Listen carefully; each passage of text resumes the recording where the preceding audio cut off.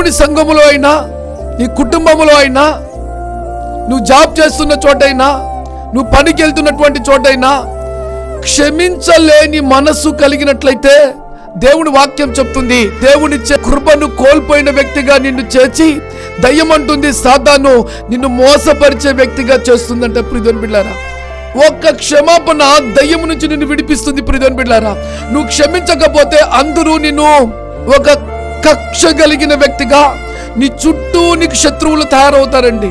ఈ వ్యక్తిని క్షమించలేని మనసు లేదు అని మాట్లాడుతుంటారు.